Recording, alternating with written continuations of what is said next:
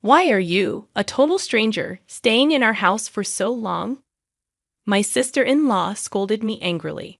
After losing my beloved husband, I continued living with my in-laws. Wasn't I allowed to be there? I never thought you were this kind of woman. Leave as soon as possible, she insisted. Even my usually kind mother-in-law began criticizing me harshly. If that's how it was, I'd leave on my own. These were the words screamed in my heart, but I suppressed them.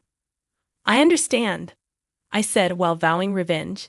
My name is Gina, and I am 40 years old. I work as an elementary school teacher. My husband, James, also an elementary school teacher at a different school, was 42 that year. We were married for 12 years. We met at the first elementary school I worked at after graduating from college. James, 2 years my senior, was a reliable senior colleague who taught me various things about school life.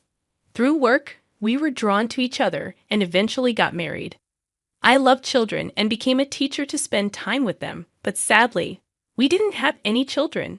My father-in-law passed away in his 50s before we got married, and James lived with his mother until I joined the family. Thanks to the real estate and other assets inherited from my father-in-law, my mother-in-law was financially secure. However, since the beginning of our marriage, we had decided to pay $2,000 monthly to my in-laws. We had a dream we wanted to realize. Despite needing to save for it, we regularly transferred money to my in-laws for utilities, food, and a small rent out of a sense of duty. We continued to work as teachers, increasingly worried about the growing number of children not attending school. Our dream was to establish a learning center where such children could study comfortably. James's older sister Mary, who is 3 years older than him, is married and lives in another state. My sister-in-law's son left home last spring for studies, so it should be just the two of them now. Although living about an hour's drive away, my sister-in-law visited every weekend, asking my mother-in-law for financial help. My son's tuition is short. Can you help a little? My sister-in-law would softly ask. Really? It can't be helped. How much do you need? My mother-in-law would spoil my sister-in-law. For some reason, James couldn't understand why. Frustrated, he finally asked his sister one day, "You received a fair amount from Dad's inheritance, right? Why are you always short of money?" he asked incredulously. My sister-in-law then retaliated, "You don't have any kids, so you wouldn't understand. Raising children is incredibly expensive. You talk about inheritance, but that money can't last forever." However, my sister-in-law's spending was clearly excessive, even in my eyes. Once she asked for money for education, another time for home repairs, and before that for food. Every time, my mother-in-law would give my sister-in-law a considerable amount. I couldn't understand why. That day, we went to our respective schools as usual. An ordinary morning, the usual scenery, until that phone call.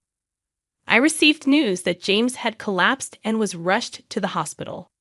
Urged to hurry there, I exclaimed in shock, "What?" My husband collapsed. Confused, but upon reaching the hospital, I found James unconscious, and he had to undergo thorough examinations. I wished it was all a bad dream, but despite aggressive treatment, James passed away that night. Faced with this unexpected event, I didn't even have time to cry. Immediately taking leave from work to arrange the funeral, I felt I couldn't mentally survive otherwise. My mother-in-law, likely more heartbroken than me, courteously received the mourners throughout the funeral. It was an opportunity to meet my sister-in-law's family again, my sister-in-law, husband Robert, and their son Alex, who was a college student, helped devotedly. However, my sister-in-law herself didn't seem to grieve over her own brother's death. It almost seemed like she was happy about it. After James's funeral, I returned to my mother-in-law's house.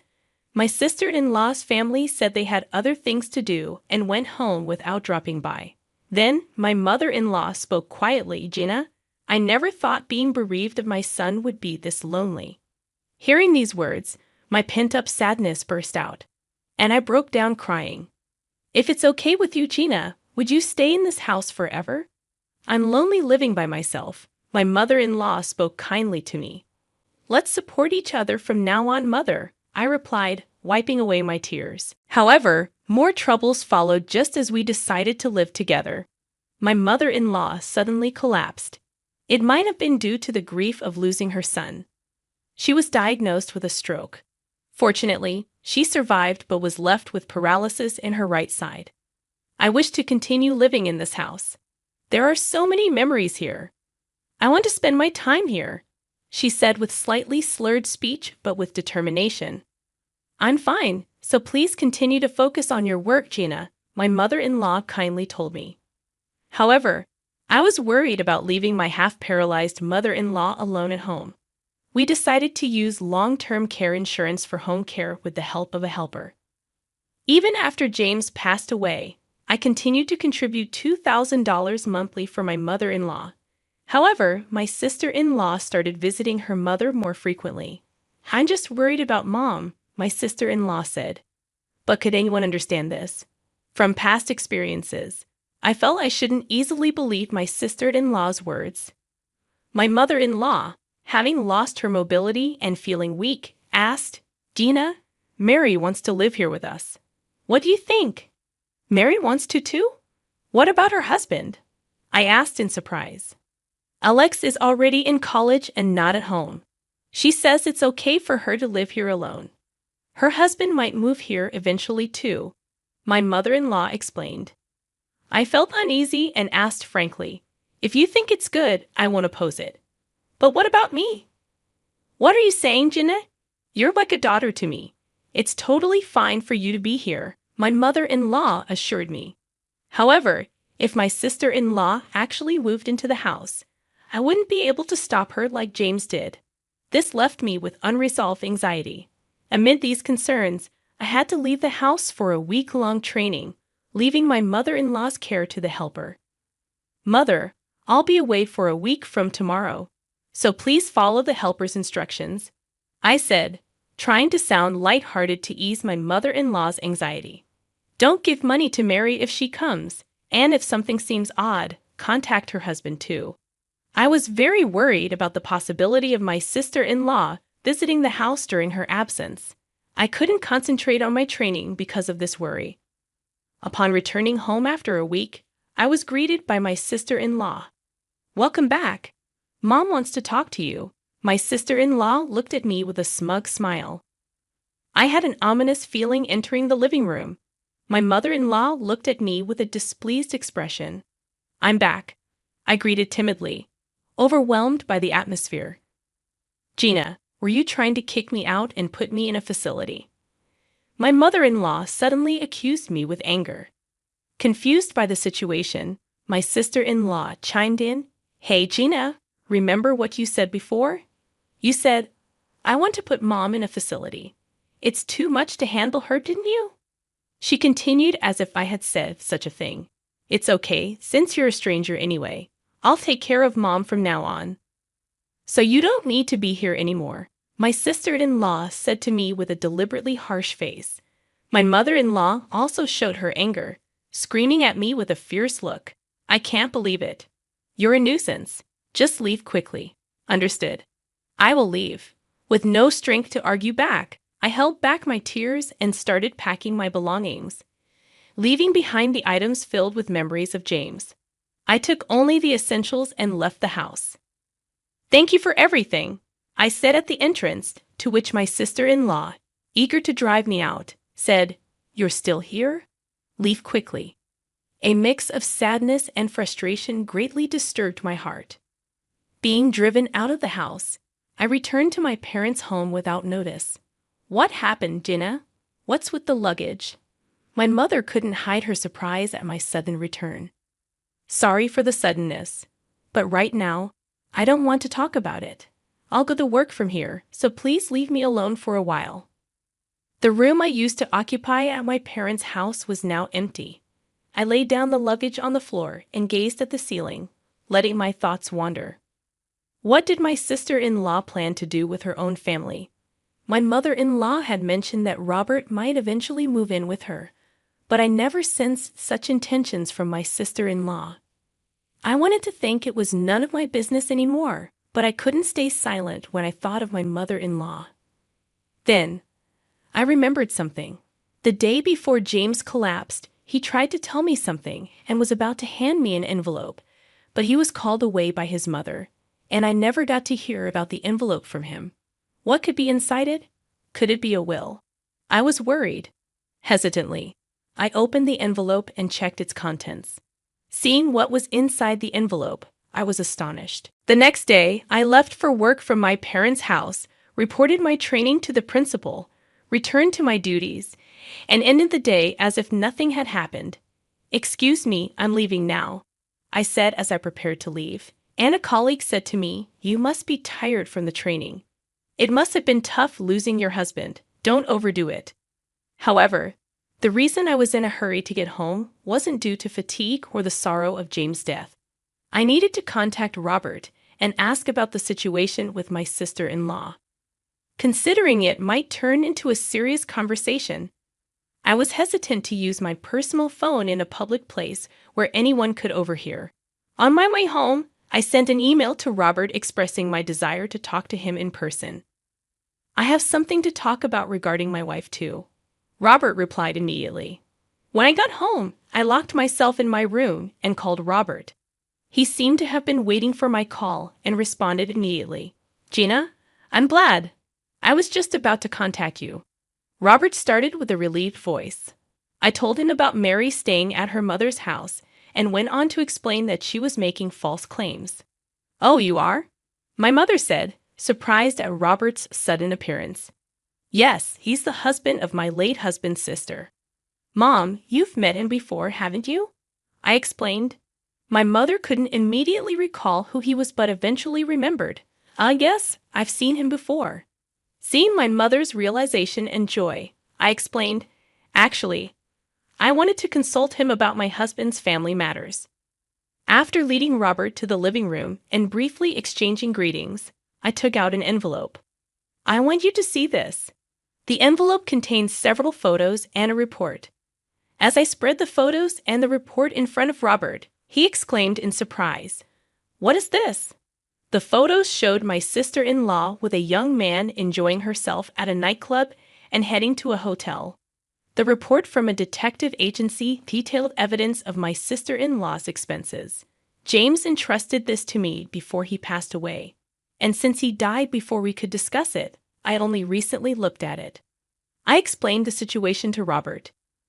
James had suspected his sister of reckless spending and had secretly commissioned an investigation intending to discuss the results with me, but he passed away before he could.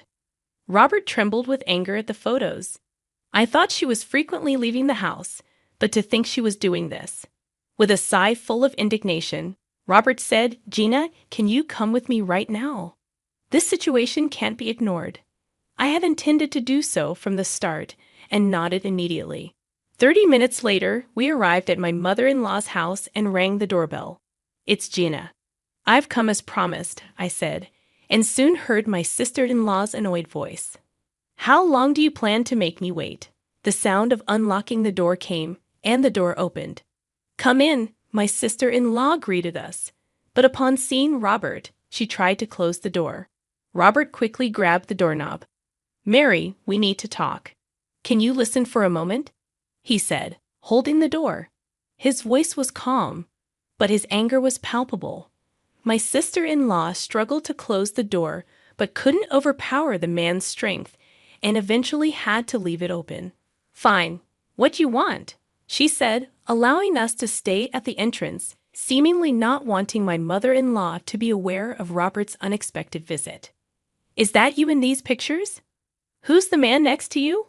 Robert asked, confronting his wife with the photos. "Where did you get these? No way." Mary was shocked upon seeing the photos. "Do you remember?" "Well, who is this?" "Answer me." Robert, usually mild-mannered, pressed his wife. "Just a friend." "Can I have young friends?" My sister-in-law retorted, defensively. "Don't lie. I know everything." Robert yelled at her. "Why? Who told you?" Realizing my sister-in-law could no longer continue her lies, she looked defeated. "Your late brother James was concerned about your spending and had it investigated. Robert calmly revealed the truth. You demanded money from your mother and squandered it all on a nightclub. I'm aware of the entire situation. Robert continued, trying to contain his anger. It's hard enough to pay for Alex's tuition, and you exhaust our living expenses and still dare to ask for more money. What a comfortable life, huh? He continued, his voice filled with rage. His anger did not subside. That's enough. I don't care if you leave us. We're getting a divorce, he coldly declared to her. What? My sister-in-law muttered in shock. Didn't you hear me? We're getting a divorce. I'll send the divorce papers later. Fill them out and send them back, Robert stated bluntly. At those words, my sister-in-law collapsed onto a seat. Later, my sister-in-law and Robert proceeded with the divorce through a lawyer and ultimately finalized it. They agreed to consider her spending at the nightclubs as a reason for compensation and to share the payment of Alex's tuition until his university graduation. However, there was a possibility that she might default on the payments, so they agreed that a lawyer would collect the payments monthly. After receiving her share of my father-in-law's inheritance, my sister-in-law had squandered it all on her expenses at the nightclub and then set her sights on my mother-in-law's property. But she found the bank account balance to be lower than expected, and her plan failed. In fact, it seemed that the money James and I had been giving my mother-in-law was used for living expenses and given to my sister-in-law as she demanded, leaving almost no savings behind. My in-law's house belonged to my mother-in-law, and there was probably no more money left to give to my sister-in-law unless the house was sold. I learned from the caregiver that my sister-in-law, realizing her failure, had abandoned my mother-in-law and left. Meanwhile, my mother-in-law continued to live a modest life alone with the help of the caregiver.